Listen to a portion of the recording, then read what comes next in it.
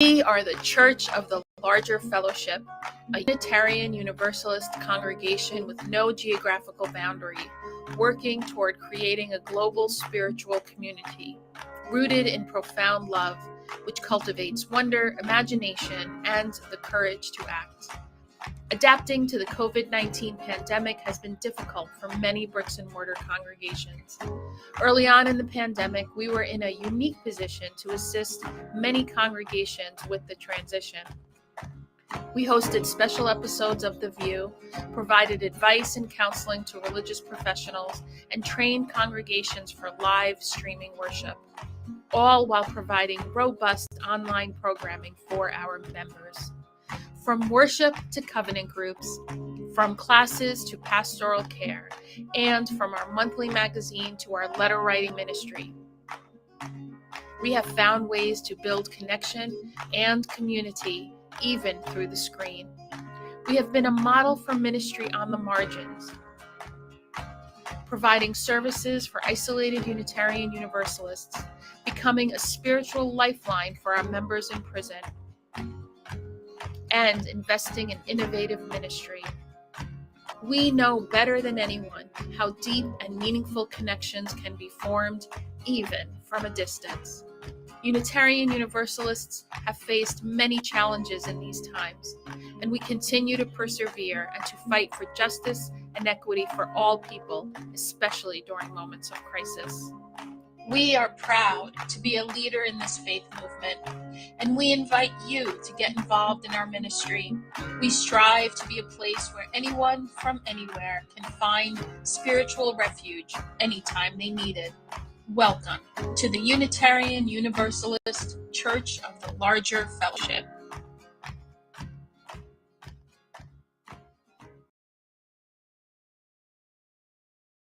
We are so excited to bring you an all-new episode of The View.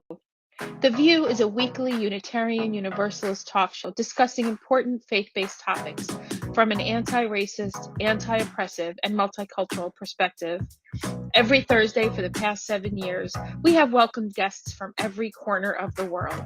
Our guests are writers, scholars, activists, and religious thought leaders who are shaping Unitarian Universalism and society for the 21st century and beyond. I hope today's show inspires you. Hope it builds your faith. Hope it gives you perspective to see the power of Unitarian Universalism at work in your life. Enjoy the message.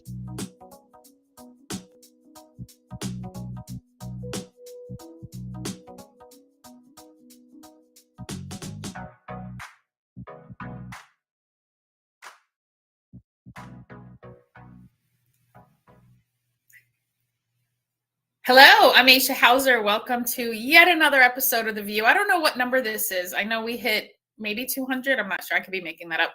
I'm Aisha Hauser in Seattle, Washington, land of the Duwamish and the Coast Salish people.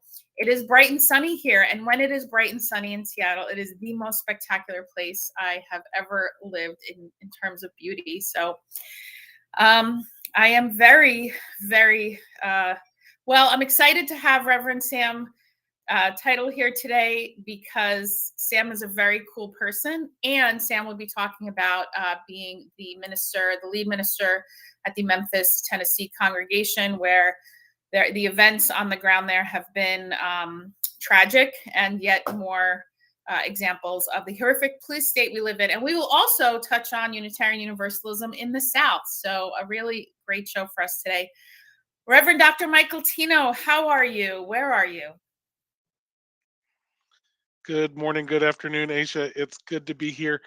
I'm Michael Tino, joining you from Peekskill, New York, in the Hudson Valley of New York, about 40 miles north of New York City, where it is also a bright, sunny day. I am excited to report this is View episode 383, which nobody who started this show 9 years ago would have predicted we'd still be going at episode 383. But you know what? We have not yet achieved the liberation of all humanity, so we're going to keep going.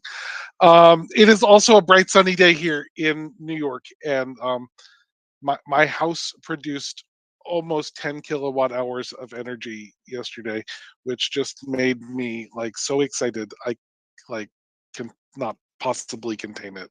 So I have to tell you all, how are you, DC4? Hi everyone.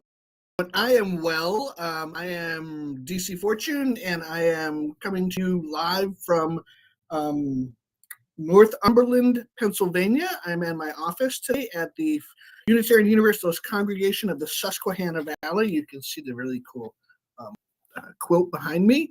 It is sunny here and cold. I'm just watching the temperature just drop and drop and drop and drop and drop. So I came into the building today and went around and made sure all of the thermostats were set so that our pipes don't freeze. Um, and yeah, doing all right. It's a pretty great day. I'm supposed to be off this week, but I'm doing a little bit of work stuff just so I don't come back and be completely overwhelmed. And I'm excited that we've got Sam on today, one of my buddies from seminary. And we have a pact of mutually assured destruction, which means that we won't tell any stories about each other in this hour. Right, Sam?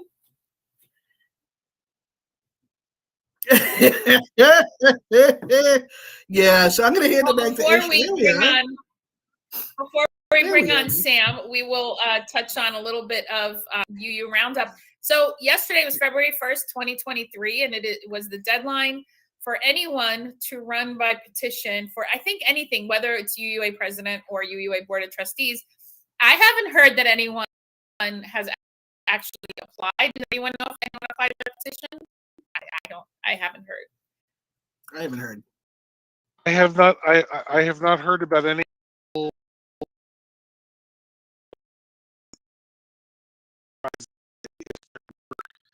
People running petitions.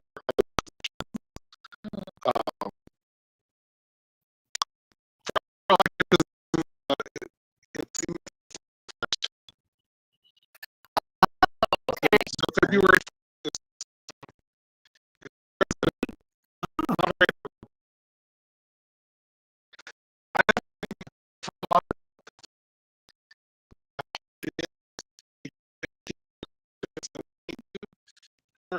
It should be hard. It should be hard.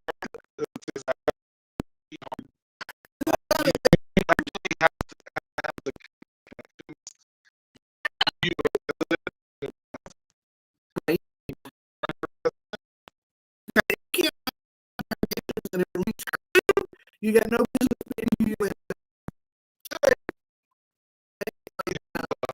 So a lot of people are complaining because they don't have those kind of connections and they want to run for president. And well. I mean,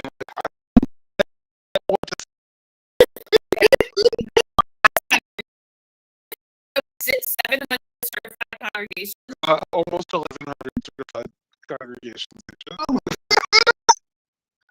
can't get unless if you can get 4%, then your chances at the election are going to be pretty slim anyway. Just call it a hunt. So, well, to be fair, Reverend Susan Frederick did run by petition. However, it was endorsed by the Presidential Search Committee. Gene Pupke without endorsement or help. Yes. We did raise after the last raise the number of petitions that were necessary. I think 25, right? So it is harder than it was 6 years ago. But I actually lobbied to raise it to 200. I think that's a better number. But nobody listened to me. Nobody listened to me. It was okay. Like they were like, Tino, shut up. And, I get that sometimes. That's okay. Now I think it was 25 or something. It was 25. That's ridiculous. Yeah. It's ridiculous. Yeah. So yes, there were 2 petition candidates technically in the last presidential election. It would be nice if there were none this time because Sophia is fantastic. Right. Yeah. Yes, absolutely. If there's no other UU roundup, I am going to, with a lot of enthusiasm, introduce our guest. Sam Teitel is a Unitarian Universalist minister, poet, and lapsed. I did not know that about you, Sam. He serves as the minister of the Church of the River in Memphis, Tennessee. His favorite parts of scripture are the parts that people usually try to ignore. Amen to that. He loves checking out new restaurants and record stores in Memphis with his wife, Sandra, their son, Gideon, and their Jack Russell Terrier, Tommy. We are dog lovers here, so I'm very excited to introduce you to the show. And first, let us know how you're doing. I know since the horrific murder of Tyree Nichols, a lot's been going on in Memphis. So let us know how you're personally doing. How are things at the congregation? Welcome. Thank you. Yeah, I'm in this interesting space where things in Memphis are so difficult and so horrific. My personal life is really kind of beautiful at the moment, so it's interesting to pass to right. You know, I did something horrible to my leg, so I haven't been able to make it out to any marches and demonstrations myself. Last night, my 2-year-old decided I've been standing up for too long. Because, he knows I do that, so he went and took my hand and said, "Owie leg," led me over to the couch, and then he said, "Rest his body." So like, I'm great. Memphis is a sad place, and it's so interesting to me that you know, our sort of national news media had this narrative where they said Memphis is going to riot, and Memphis is this narrative that is I mean it's coded racism, right? Like that's what's happening there. Is they say, well, you know, given the circumstances, obviously the city's going to burn down, and you know the demonstrations that the night that the footage was released were peaceful demonstrations, and the police presence was minimal, which I think had a lot to do with, you know, I mean, when the people who bring violence don't show up, then the violence doesn't happen. Right? Say that 5 times. When the people right. And it's, you know, and people took over a bridge, and so traffic was delayed for a few hours, and like okay, like I'm just not I'm not too worried about it. And you know, a lot of what the activist community in Memphis has been calling for, because everybody has been saying, you know, well, we need to make sure that the protests are nonviolent, and you know, Tyree's mother said, you know, that she wanted the protests to be nonviolent, and you know, what a lot of the activists here have been saying is, tell that to the police, that it's not reasonable to ask for nonviolence from protesters and not ask for the same thing from the people in uniform. And you know, there is, yeah, I mean, we'll get into it more, but that is part of a longer pattern in the city of. Well, there was a learning I had yesterday, in fact, with you, Sam, that there's a unit, which I will admit that I obviously did not look at the footage because I will not exploit Black Death or be complicit in it. But I also did not read about this. Do you want to say, let us know about the Scorpion unit? So yeah, so the officers who Tyree were part of a elite unit, Scorpion unit, and so there's been a lot of people talking about, you know, well, who signs up to be in the Scorpion unit, right? And who decides it's a good idea to have something called the Scorpion unit? And you know, this is one of these sort of police task forces that goes into what they describe as high crime areas, and sort of, you know, sweeps in and is supposed to make a bunch of arrests and supposed to, you know, sort of do. You remember RoboCop? It all has kind of a RoboCop vibe to me. And so what's been coming out recently, just in the past few days is all of the other people who have been brutalized by the members of the Scorpion unit who lived, but who were, you know, horribly treated and horribly beaten and injured. And that this is not what happened to Tyree wasn't an isolated incident. It wasn't that was you know, what's up? Sam. So Sam, if I grumble something in the background and my face isn't on the camera, nobody hears me but you. Right.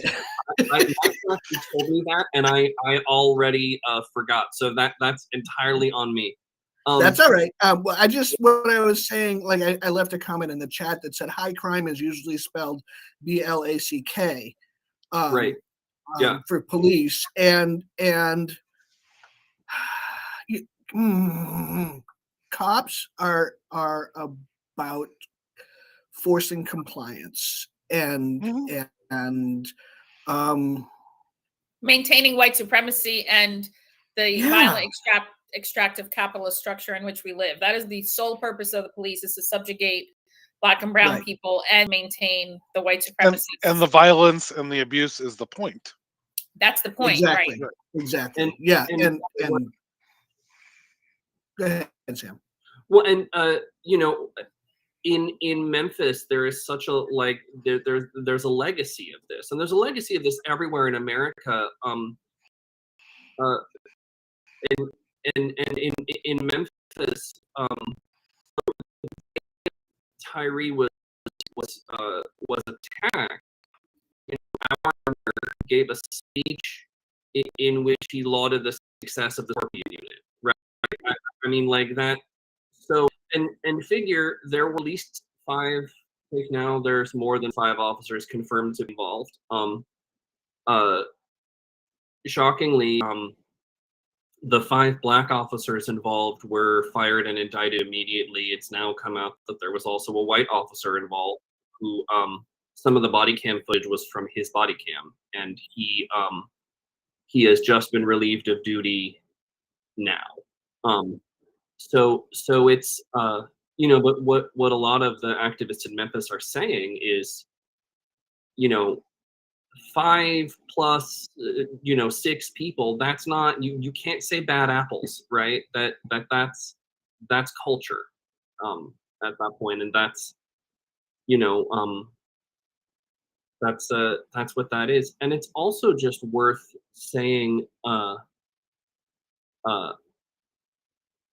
Sorry, that was our church administrator texting me and saying, "Where the hell is your newsletter column?"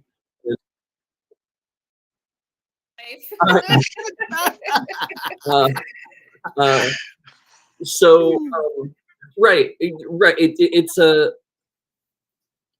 so yeah. DC just put in the chat. It's not the apples that are bad; it's the barrel they're in, right? And it's I mean, and Memphis is a beautiful city, and Memphis is a wonderful city that has so many things going for it, and so many things that it struggles with. And when I don't remember, I thought it was either Sean Hannity or Tucker Carlson who did the whole thing about how Memphis is this violent hellscape where terrible things happen, and like it's so unnecessary to say, especially on a show like this one. You know, Tucker Carlson can kindly shut the fuck up, but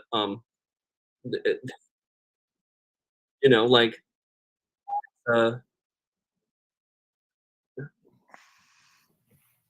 it's part of the white supremacy project. Yes. Right. Absolutely. To paint Memphis in that light, given what happened there, right? It's part of the project. It's part of the project to you know, Tyree Nichols for whatever it is that he might have done in any way, shape, or form wrong, as if anything that he could have possibly done would have merited murder by police. like as if anything that he could have possibly done. Not that he did anything, but it's part of the project to engage in that rhetoric. It's part of the project of white supremacy to say, well, what about the good cops? And without pausing to note that the good cops are complicit in the good cops, the cops that didn't murder anyone last week are complicit in the murder. Whether they were there with their body cams watching it, or whether their hands and feet and weapons were involved in it, they're just protecting their fellow cops with the thin blue line nonsense. They're complicit in the murder if they're part of that force. So I it's part of the project, right? So of course, yeah, people are going to make Memphis seem like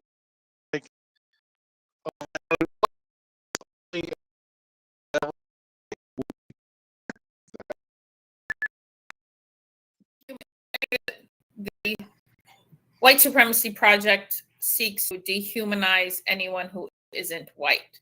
So that's all to, I like to call him piece of shit. Fucker Carlson and the other one, that's all it is. It's about we're better. I mean, one has to like some of the things, and I only see snippets on whoever's sharing on social media because clearly I don't watch these people, but they're committed. There's not even, it's what Reverend Dr. Martin Luther King wrote about, like white nationalists know what they're about. They're committed to the narrative of dehumanizing anyone who is not white, straight, fits into the heteronormative, whatever it is that violent extractive capitalism holds as the ideal, which again, heteronormative, straight, cisgender. And so it's not about elevating the police. It's about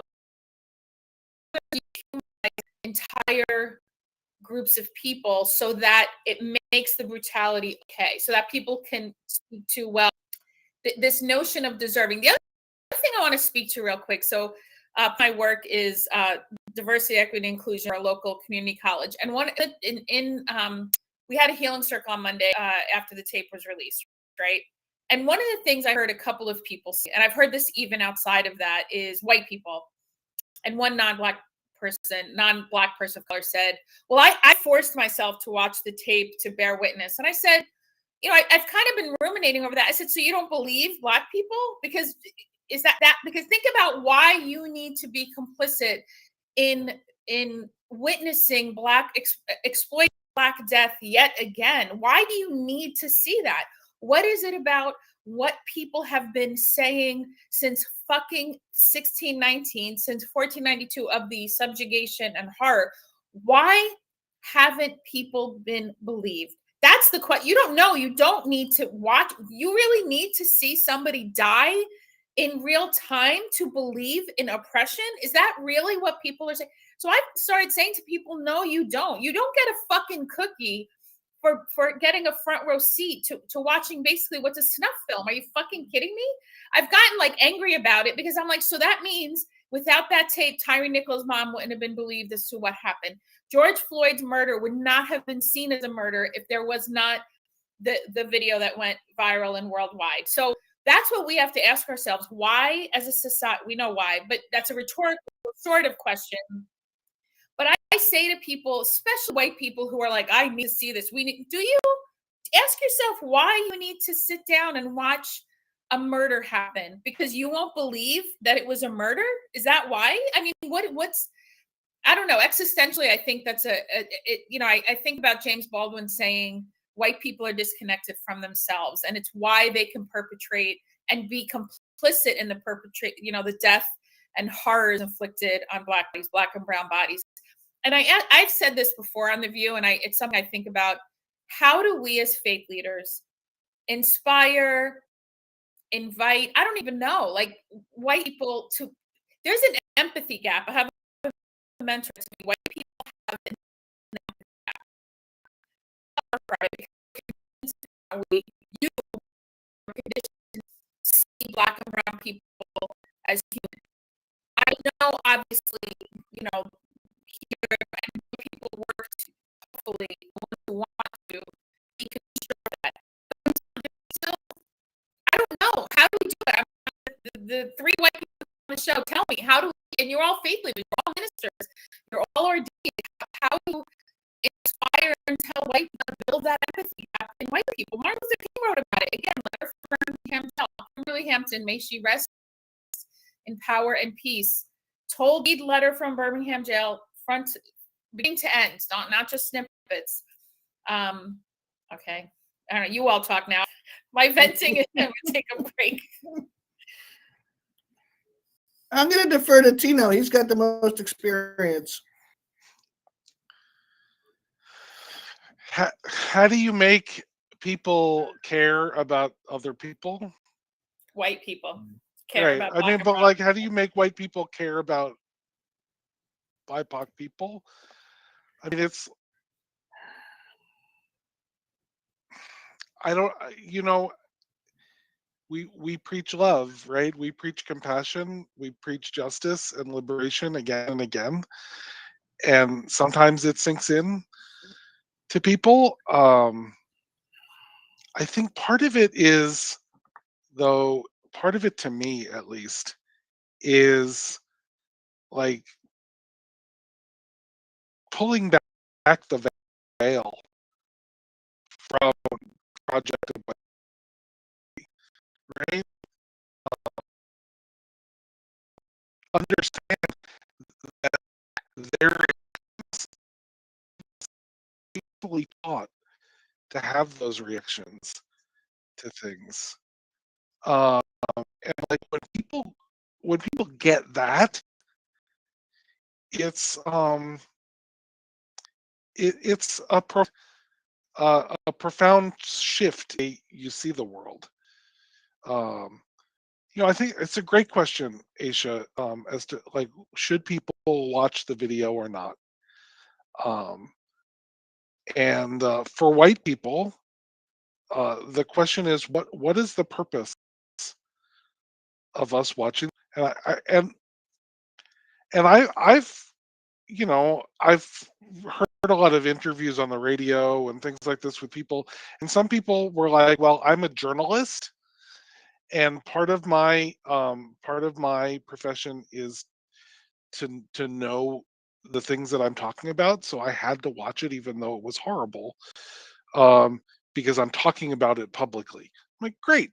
If you're a journalist and you're talking about it publicly, and part of your ethical code is not talking about things that you don't know, um, that's fine. But if you're just like average white person out there, what's the reason you would need to watch it? What's the reason you would need that your bearing witness is not just listening to the words of Tyree Nichols's mother, um, and her anguish. That's we can bear witness to that without watching the video, right? We can bear witness to the pain in the city uh, by talking to our friends who were in Memphis, um, without having to watch the video. And maybe people come to a different conclusion. I'm willing to entertain that there's a reason why someone might come to that different conclusion, because I've heard a couple that make sense, but it's only been a couple that make sense, that are not because I needed to see it to believe, which is bullshit, or um, it just seemed important. Um, DC, you want to say that out loud because it's true. Yeah, I mean, like I've been told, and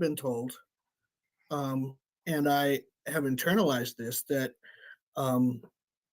it is a huge privilege to be able to look away and pretend it doesn't affect me, you know. And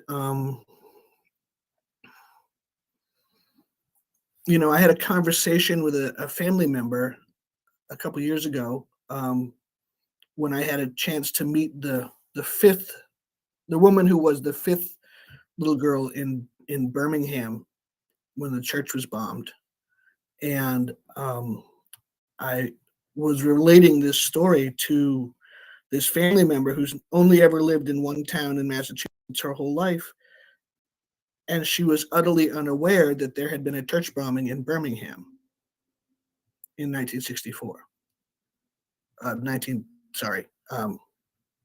My brain just lost track of days and dates. But she was utterly unaware that there had been a church bombing and that 4 little girls had died.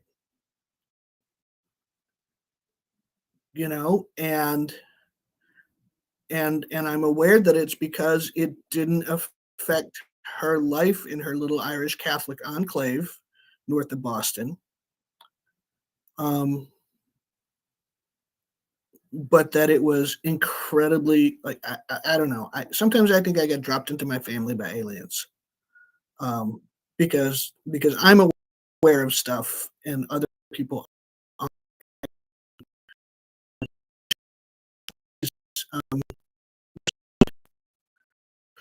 Is on my own.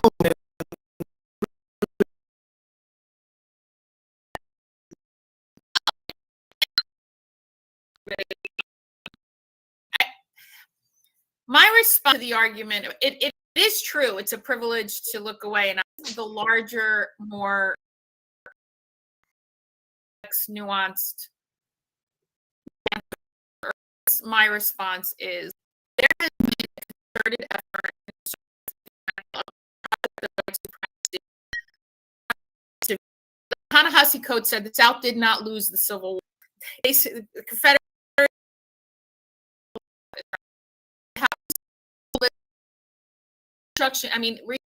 Reconstruction failed much. It's why we don't have healthcare, universal healthcare. It's why we have this police state that we do.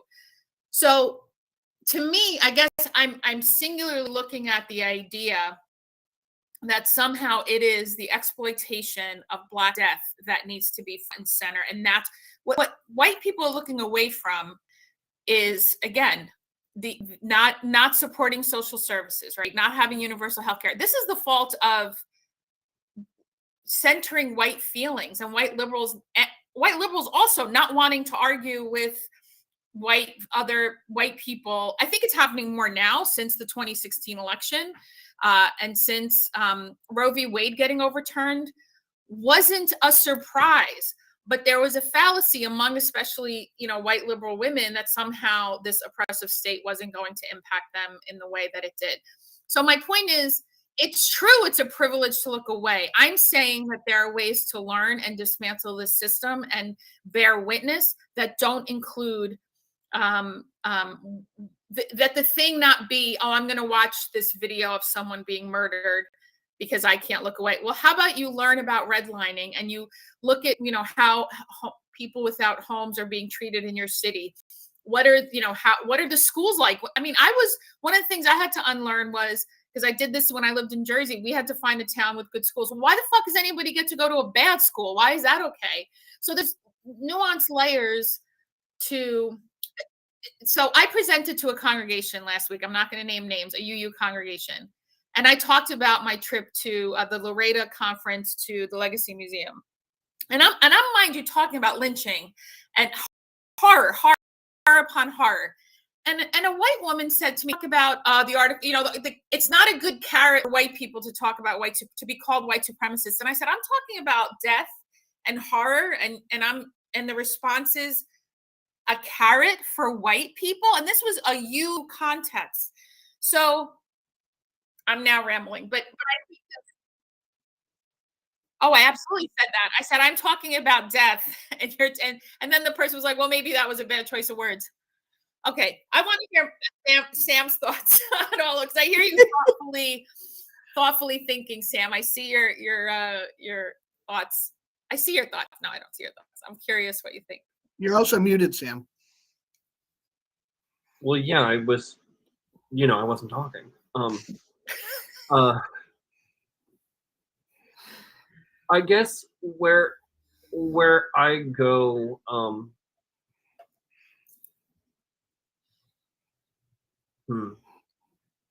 my thoughts in terms of whether people should watch that video, or my thoughts in general. Whatever anything was said that's coming up for you. I guess what is coming up for me is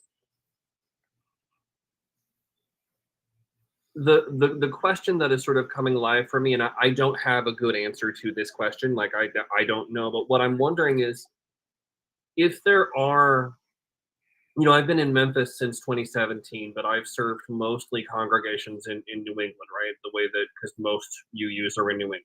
I've gone to most UU churches in New England. If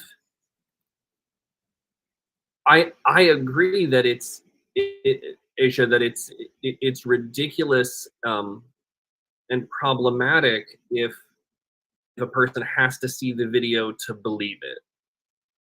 And I also know that I have worked with a bunch of very well-intentioned white UUs from New England who I think who I love dearly, who may or may not quite understand all of this. And so if we say, which I agree, you don't need to watch that video, that's that's not, it shouldn't take that video.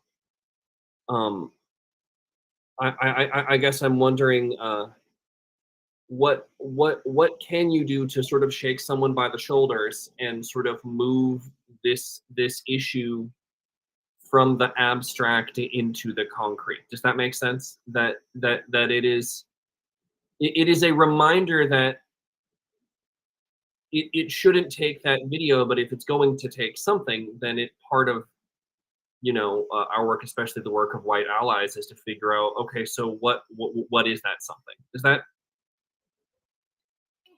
absolutely what you're saying makes sense? And what comes up for me is Emmett Till's mom, Mamie Till, wanting an open casket, because at that point we did not have social media, and especially white Northerners could downplay the horrors of lynching, right, and pretend it wasn't happening in the North, which we know it was.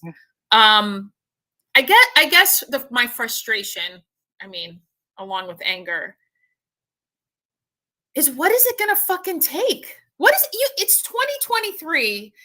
So much now has been you could Google primary source documents from Christopher Columbus I preached on when he wrote how kind and wonderful the natives were, and he slaughtered them anyway. So the issue here is not lack of fucking information, and this is not directed at you, obviously, Sam. That's not the problem. The problem now is not lack of information. There are fucking white liberal PhDs who pretend to give a shit. Academia is worthless right now, because here's where I will never say agree with fucker Carlson, but the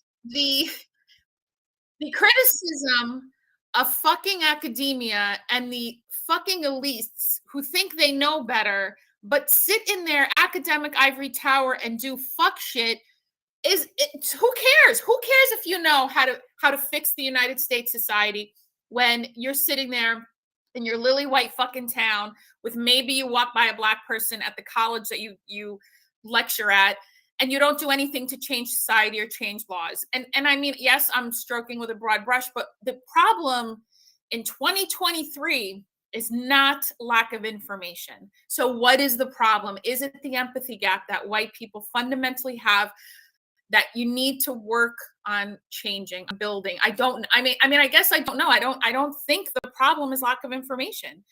I don't know what I don't know. I don't know what the I get a thought. I'm if people are not uncomfortable, they are not going to change. If somebody's comfortable, they have no reason to change. Why would I change? Everything here's good, right? But, and this is going to sound harsh and probably wrong in 1,000 ways. I'm going to say it anyway, and I'll probably regret it. There are some well-intentioned people who I think could benefit from a swift kick in the ass. because they don't understand just how urgent the situation is, just how dire the situation is. Like you said, Aisha, it's academic, or like Sam said, it's theoretical, it's academic, it's not tangible, it's not real, and I don't know if that's human nature or the state of the 21st century or what, but I really think the majority of humans don't do anything until it bites them personally in the ass. And then it begins to matter, like like um the battle of, That's a very yes, U.S. it is. Hear you. It's a very U.S. centric, because Europe has gun control and universal health care. They didn't have to have something bite them in the ass. What came up for me is the Rodney King tapes were released, early 90s? That was a beating of a black man at a traffic stop. Remember, he said, "Can't we all just get along when they're right?" So how many tapes have to be released? And the thing about you're right, DC, I'm not even disagreeing with you. In the United States, it's only when people are personally impacted that suddenly somebody, when a celebrity gets a disease, then there's a foundation and people pay attention to that disease. Nobody gave a shit before somebody influenced. And then that's a very US centric. White United States people in general don't know how to think in community.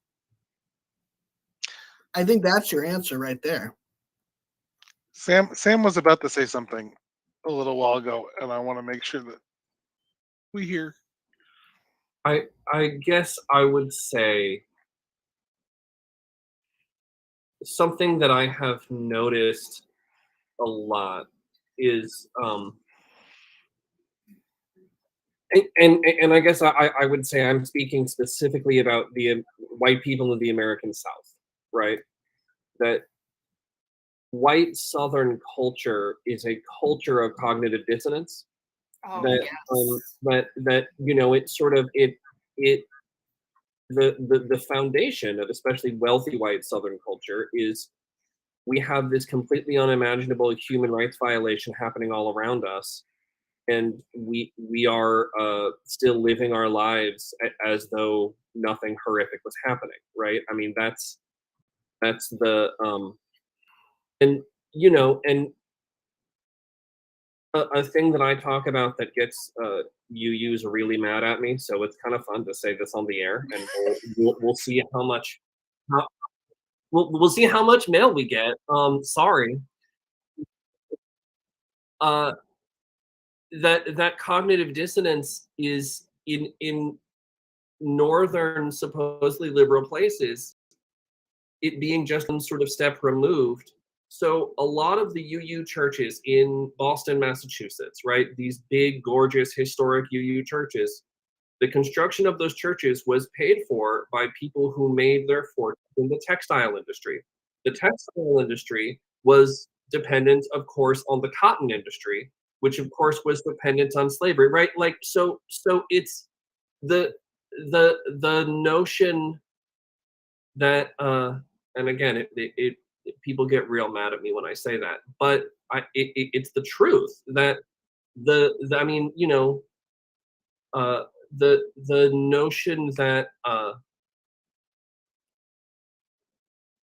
notion that this is a Southern issue is it's a ridiculous notion, and the at least the Southern way of coping that I've noticed has been to sort of la la la la la la la, everything's fine. I've started saying to people in my congregation when I say, "How are you?" and they will have, I'm like at a pastoral visit when they just had a horrific tragedy happen to them, and they'll say, "I'm fine, thank you," and I'm like, really? Like and in Boston we only talk about the negative things because that's we're just deeply unpleasant human beings. Like, I don't know. I I was a I was a proud Bostonian for 20 years, and I will tell you, sorry, what the viewers at home didn't see was the rest of the cast, as it were, laughing and saying that that's what they were gonna get angry mail about was you saying, that Bostonians are. No, worse than that, Sam, I'm going to get blamed. Somebody's going to go, Aisha House. No, I didn't. Reverend Sam Teitel said it. White man from Memphis. I didn't say it. I mean, I think it, and I agree with you, but I didn't say it. Yeah, White look, man from Boston who now lives in Memphis. Who now lives in Yeah. Yeah, it's yeah, love Boston.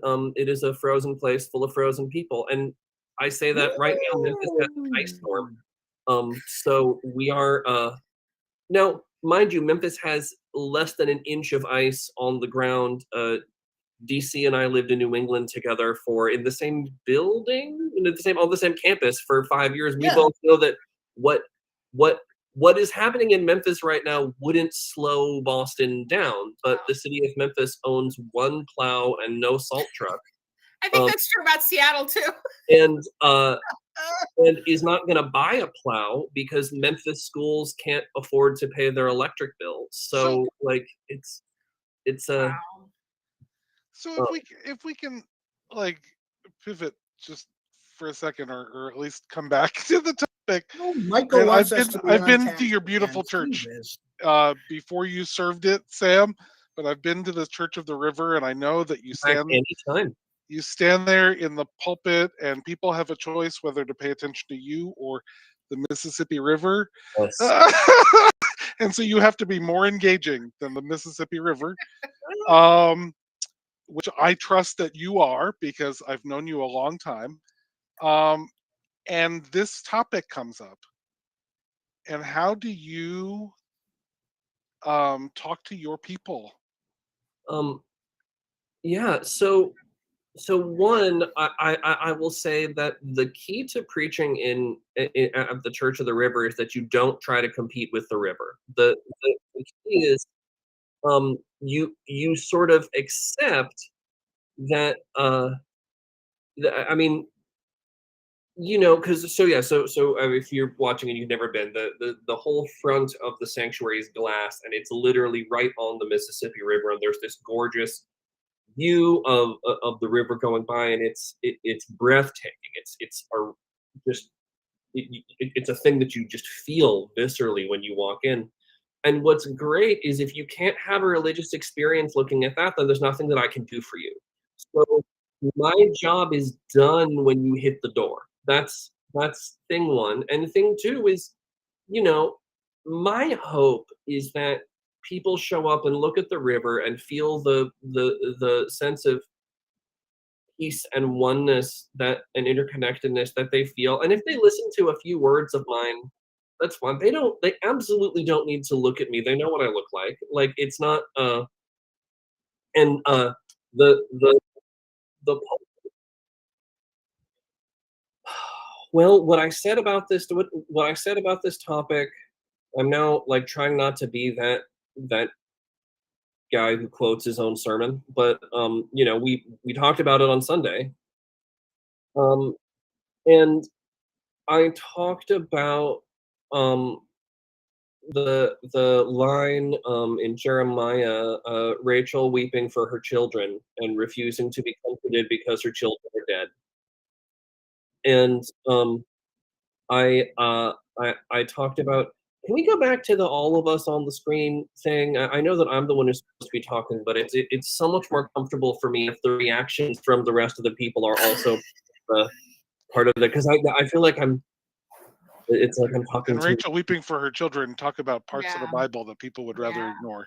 Right, and so I talked about that, and I talked about Rachel refusing to be comforted, and that there are moments when we refuse to be comforted, and then I talked about the part right after that, because the part that people really ignore is the lines directly after that. Right, it's Jeremiah 31. I'm going to say 15, but what we read was 15 through 17, because right after that, God says to Rachel, there is a reward for your work. And the reward for your work is that your children will not live in the land of their enemies. And so what I talked about was, we are weeping, but there is a reward for our work. And our work is that our children will not live in the land of their enemies. And so I talked about that. I talked about, what's been really interesting for me is, given that at that point, because, the participation of the white officer hadn't been sort of publicly acknowledged yet. And, the narrative was, we have five black officers, and people saying, well, it just goes to show that the race of the officers doesn't matter. And I said, the race of the officers does matter. And it matters because the Blue Lives Matter people have been conspicuously quiet about the whole thing, right? It matters because all of the Back to Blue people, it's almost as if blue wasn't the color that they really cared about. and You think? Don't say.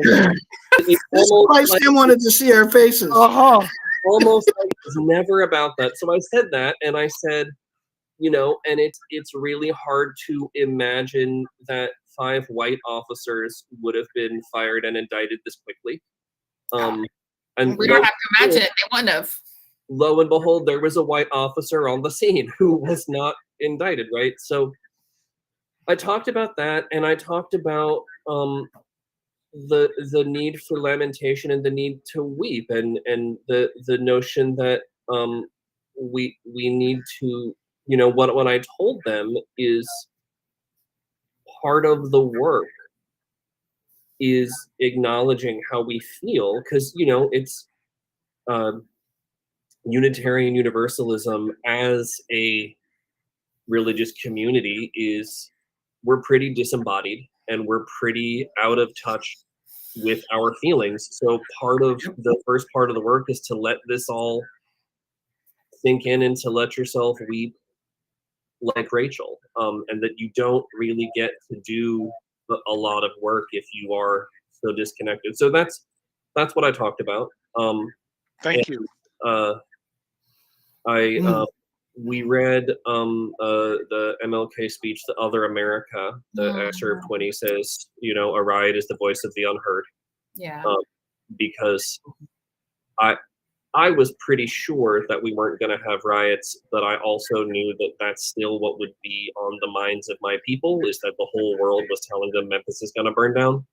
So it was worth at least acknowledging that narrative. Yeah, that's about what I said. And Thank you. Yeah, Aisha, I mean, you asked how we build compassion in white people, right? And so as religious leaders, we need to instruct white people that they're supposed to be crying for their children every time a black person is murdered. But not crying on camera. For fuck's sake. So at the press conference, last Monday before last, when it was a room full of mostly black people, and I was in, it was me and my wife and another white minister. My wife Sandra's also a minister, sitting in a row, and the cameras kept panning over to us, and it was all just look straight ahead, blank expression, like do not be the weepy white people on TV. So yeah, the camera will never pan away from you if you start. Right. So I mean, absolutely, it is important for white people to feel and to process those feelings and to cry as much as you need to, but to find an appropriate venue in which to do it, and find the right people to support you, so that you are not asking BIPOC people to sort of placate you. Is there something that you would say, folks, we have 3 minutes left, Sam, who aren't in Memphis, how maybe, the wider UU universe can support you all? What are some things that you, if anything? I would say two things.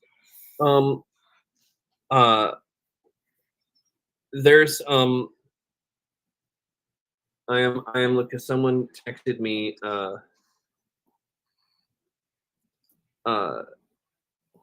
Yeah, I would say